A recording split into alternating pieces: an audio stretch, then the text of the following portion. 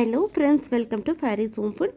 இன்றைக்கி நம்ம வீட்டில் பார்க்க போகிறது அருமையான டேஸ்டியான மட்டன் செமி கிரேவி தான் எப்படி செய்யலாம்னு சொல்லி தரப்போகிறேன். இது பேச்சுலர்ஸ்க்கு ரொம்ப ஈஸியாக இருக்கும். டக்குன்னு ஒரு 1/2 அன் ஹவருக்குள்ளே செஞ்சு முடிச்சிடலாம். அவ்வளோ சூப்பராகவும் இருக்கும், டேஸ்டியாகவும் இருக்கும். ரைஸ்க்கு சப்பாத்திக்கெலாம் சாப்பிட்றதுக்கு ரொம்பவும் சூப்பராக இருக்கும். சிம்பிளாக டேஸ்டியாக மட்டன் கிரேவி எப்படி செய்யலான்னு பார்த்துலாமா? வீடியோக்குள்ளே போய் பார்க்கலாம். மட்டன் கிரேவி பண்ணுறதுக்கு குக்கர் வச்சுக்கோங்க. நான் குக்கரில் தான் பண்ண போகிறேன். கொஞ்சம் எண்ணெய் ஊற்றிக்கோங்க. எண்ணெய் சூடானதும் 20 சின்ன வெங்காயம் போட்டுக்கலாம். சின்ன வெங்காயம் இந்த மட்டன் கிரேவிக்கு வந்து நல்ல ஒரு டேஸ்ட்டு கொடுக்கும். சின்ன வெங்காயம் இல்லைன்னா மட்டும் பெரிய வெங்காயம் போட்டுக்கோங்க. இப்போ வெங்காயம் நல்லா பொன்னிறமாக ஆற வரைக்கும் வதக்கிட்டு 1 டீஸ்பூன் அளவுக்கு இஞ்சி பூண்டு பேஸ்ட்டு. இதுலேயே நான் வந்து பட்டை, கிராம்பு, ஏலக்காய் போட்டு அரைச்சிருக்கேன். நீங்கள் இஞ்சி பூண்டில் பட்டை, கிராம்பு, ஏலக்காய் போட்டு அரைக்கலைன்னா தாளிக்கும் போது நீங்கள் போட்டு தாளிச்சிக்கலாம், உங்கள் விருப்பம்தான்.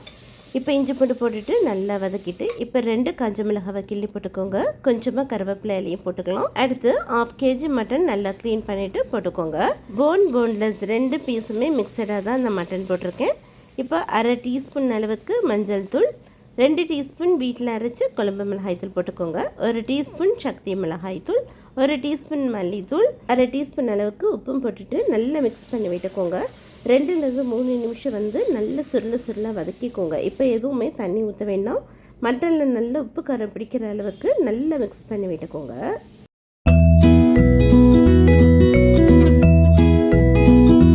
அவ்வளோதாங்க, நல்லா வதக்கி விட்டதும் இப்போ 1லேருந்து 1.5 கிளாஸ் அளவுக்கு தண்ணி ஊற்றிக்கோங்க. அதிகமாக தண்ணி ஊற்ற வேண்டாம். இப்போ நல்லா கிளறி விட்டுட்டு உப்பு காரம் எல்லாம் செக் பண்ணி விட்டுக்கோங்க. இப்போ அப்படியே மூடி போட்டு விட்டு 4லேருந்து 5 விசில் விட்டுக்கோங்க. வேகலைன்னா மறுபடியும் வேக வச்சுக்கோங்க.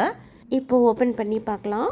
பாருங்கள், வா, நல்ல சூப்பராக பார்க்கவே கலர்ஃபுல்லாக இருக்குது. பார்க்க மட்டும் இல்லைங்க, சாப்பிட்றதுக்கு இன்னுமே நல்ல ஒரு டேஸ்ட்டாக இருக்கும். அவ்வளோதாங்க. கடைசியாக கொஞ்சமாக கொத்தமல்லி இலை, கருவேப்பிலை இருந்தாலும் தூவி விட்டுக்கோங்க.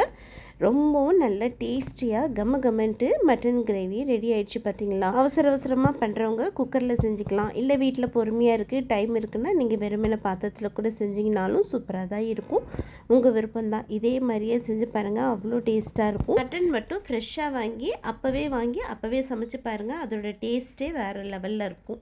இதே மாதிரி செஞ்சு பார்த்துட்டு எப்படி இருக்குன்னு கமெண்ட் பண்ணுங்கள். இந்த வீடியோ பிடிச்சா மறக்காமல் லைக் பண்ணுங்கள், ஷேர் பண்ணுங்கள், சப்ஸ்கிரைப் பண்ணுங்கள். தேங்க்யூ ஃபார் வாட்சிங். பை.